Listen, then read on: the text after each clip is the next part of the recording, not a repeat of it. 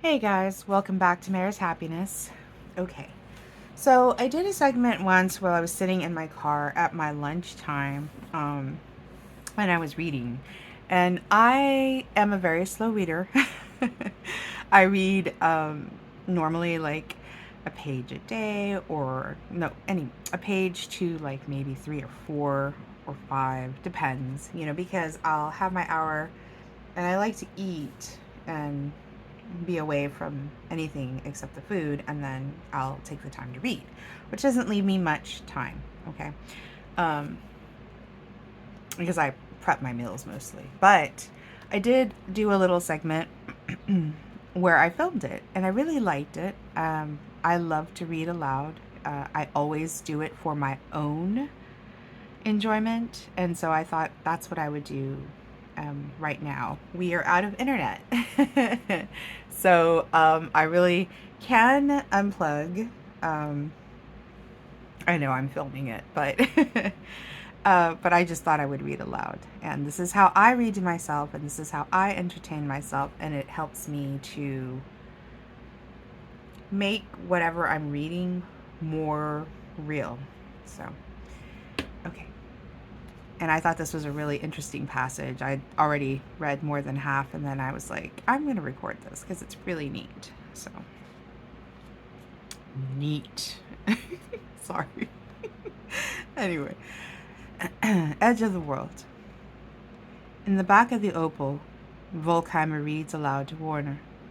The paper Jetta has written on seems little more than tissue in his giant paws. Oh, and Herr Seidler, the mining official, sent a note congratulating you on your success. He says people are noticing. Does that mean you can come home? Hans Pfeffing says to tell you a bullet fears the brave, though I maintain that's bad advice. And Frau Elena's toothache is better now, but she can't smoke, which makes her cranky. Did I tell you she started smoking? Over Volkheimer's shoulder, through the cracked rear window of the truck shell, Warner watches the red-haired child in the velvet cape float 6 feet above the road. She passes through trees and road signs, veers around curves. She is as inescapable as the moon. Newman 1 coaxes the Opal west, and Warner curls beneath the bench in the back and does not move for hours. Bundled in a blanket, refusing tea, tinned meat, while the floating child pursues him through the countryside. Dead girl in the sky, dead girl out the window, dead girl 3 inches away. 2 wet eyes in that third eye of the bullet hole never blinking. They bounce through a string of small green towns where pollard trees line sleepy canals. A pair of women on bicycles pull off the road and gape at the truck as it passes. Some infernal lorry sent to blight their town. France, says Burnham. The canopies of cherry trees drift overhead, pregnant with blossoms. Warner props open the back door and dangles his feet off the rear bumper, his heels just above the flowing road. A horse rolls on its back in the grass. 5 white clouds decorate the sky. They unload in a town called Epernay, French, I don't know. It's Epernay, I think. And the hotel keeper brings wine and chicken legs and broth that Warner manages to keep down. People at the tables around them speak the language that Frau Elena whispered to him as a child. Newman 1 is sent to find Diesel, and Newman 2 engages Byrne in a debate about whether or not cow intestines were used as inflatable cells inside First War Zeppelins, and 3 boys in berets peer around a doorpost and ogle Volkheimer with huge eyes. Behind them, 6 flowering marigolds in the dusk form the shape of the dead girl, then become flowers once more. The hotel keeper says, "You would like more?" Warner cannot shake his head. Just now he's afraid to set down his hands in case they pass right through the table. They drive all night and stop at dawn at the checkpoint on the northern rim of Brittany. The walled citadel of St. Malo blooms out of the distance. The clouds present diffuse bands of tender grays and blues, and below them the ocean does the same. Volkheimer shows their orders to a sentry. Without asking permission, Warner climbs out of the truck and slips over the low seawall onto the beach. He winds through a series of barricades and makes for a tide line. To his right runs a line of anti-invasion obstacles shaped like a child's jacks, strung with razor wire, extending at least a mile down the shoreline. No footprints in the sand. Pebbles and bits of weed are strung in scalloped lines. 3 outer islands bear low stone forts. A green lantern glows on the tip of a jetty. It feels appropriate somehow to have reached the edge of the continent, to have only the hammered sea left in front of him. As though this is the end point Warner has been moving towards ever since he left Zolvern. He dips a hand of water and puts his fingers in his mouth to taste the salt. Someone is shouting his name, but Warner does not turn. He would like nothing more than to stand here all morning and watch the swells move under the light. They're screaming now. Burned, then Newman one, and finally Warner turns to see them waving, and he picks his way along the sand and back up through the lines of the razor wire towards the opal. A dozen people watch. Sentries, a handful of townspeople, many with hands over their mouths. "Tread carefully, boy," Bernard is yelling. "There are mines. Didn't you read the signs?" Warner climbs into the back of the truck and crosses his arms. "Have you completely lost it?" asks Newman too. The few souls they see inside the old city press their backs up against walls to allow the battered opal to pass. Newman one stops outside a 4-story house with pale blue shutters. Oh, Germans. Christ Kommandante. Christ Kommandante. The Christ Kommandante, he announces.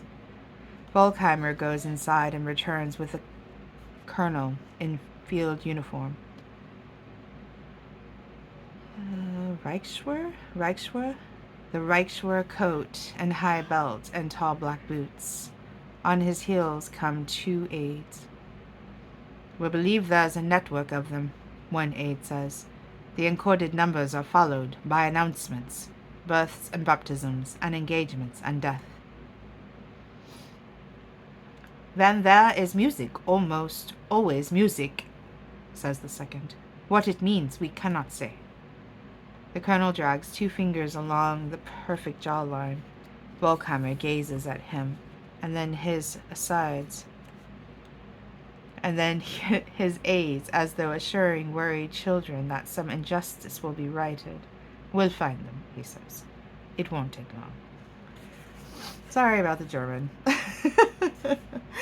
Normally, I would use that phone right there to, I'll ask Google, "Hey Google," and I'll spell it out, and I get the pronunciation, so. But I'm filming, so. Numbers. Reinhold von Rumpel visits a doctor in Nuremberg. The tumor in the sergeant major's throat, reports the doctor, has grown to 4 centimeters in diameter. The tumor in the small intestine is harder to measure. 3 months, says the doctor. Maybe 4. An hour later, von Rumpel has installed himself at a dinner party. 4 months. 120 sunrises. 120 more times he has to drag his corrupted body out of bed and button it into a uniform. The officers at the table talk with indignation about other numbers. The 8th and 5th German armies retreat north through Italy. The 10th Army might be encircled. Rome could be lost. How many men? 100,000? How many vehicles? 20,000? Liver is served. Cubes of it with salt and pepper showered in a rain of purple gravy.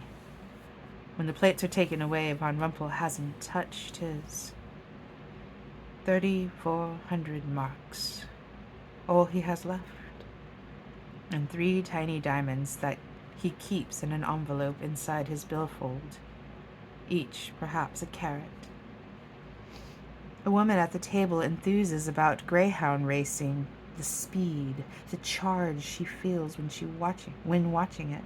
She feels watching it. Von Rumpel reaches for the looped handle of his coffee cup, tries to hide the shaking. A waiter touches his arm. Call for you, sir. From France. Von Rumpel walks on wobble legs through a swinging door. The waiter sets a telephone on the table and retreats. Sergeant Major, this is Jean Brignon. The name conjures nothing in Von Rumpel's memory. I have information about the locksmith, whom you asked about last year. LeBlanc? Yes, Daniel LeBlanc. But my cousin, sir, do you remember? You offered to help. You said that if I found information, you could help him. 3 countries, 2 found, 1 last puzzle to solve. Von Rumpel dreams of the goddess almost every night. Hair made of flames, fingers made of roots, madness. Even as he stands at the telephone, ivy twines around his neck, climbs into his ears. Yes, your cousin, what have you discovered? LeBlanc was accused of conspiracy, something to do with a chateau in Brittany. Arrested in January 1941 on the tip from a local. They found drawings, skeleton keys. He was also photographed taking measurements in Saint-Malo. A camp? I have not been able to find out. The system is rather elaborate. What about the informer? A Malouin named Malouin named Liviette. His first name Claude. Von Rumpel thinks. The blind daughter. The flat on the Rue des Patriarches. Vacant since June 1940, while the Natural History Museum pays the rent. Where would you run if you had run somewhere? If you had something valuable to carry, with a blind daughter in tow? Why, Saint-Malo, unless someone you trusted lived there. Why Saint-Malo? My cousin, Jean Brignon's essay. You'll help? Thank you very much, says Von Rumpel, and sets the receiver back into the cradle. Maybe one more? Let's see. It's only 14 minutes, but I don't know the particulars of the legality of reading. Only that I can say I don't have any rights, and I'm just doing this for leisure, not any kind of profit. So there, I think. All right. May. The last days of May 1944 in Saint-Malo feel to Marie Laure like the last days of May 1940 in Paris. Huge and swollen and redolent. As if every living thing rushes to establish a foothold before some cataclysm arrives. They are on the way to Madame Roule's bakery. Smells of myrtle and magnolia and verbena. Wisteria vines erupt and blossom everywhere. and blossom. Everywhere hang arcadas and curtains and pendants of flowers. She counts storm drains. At 21, she passes the butcher, the sound of the hose splashing into tile. At 25, she's at the bakery. She places a ration coupon on the counter. One ordinary loaf, please. And how is your uncle? The words are the same, but the voice of Madame Rule is different, galvanized. My uncle is well, thank you. Madame Rule does something she has never done. She reaches across the counter and cups Marie Laurel's face in the flowery palms. You're an amazing child. Are you crying, madame? Is everything all right? Everything is wonderful, Marie Laurel. The hands withdraw. The loaf comes to her, heavy, warm, larger than normal. Tell your uncle that the hour has come, that the mermaids have bleached hair. The mermaids, madame? They are coming to you. Within the week. Put out your hands. From across the counter comes a wet, cool cabbage, as big as a cannonball. Marie Laurel can hardly fit it into the mouth of her knapsack. Thank you, madame. Now get home. Is it clear ahead? As water from the rock. Nothing in your way. Today is a beautiful day. A day to remember. The hour has come. Les sirens ont les chevaux de Chloris.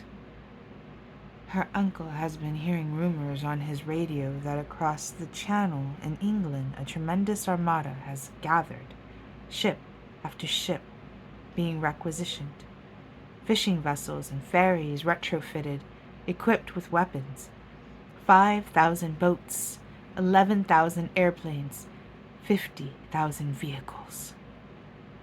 At the intersection of the Rue des Estries, she turns not left toward home, but right. 50 meters to the ramparts, 100 or so more to the base of the walls. From her pocket she pulls Harold Bazin's iron key.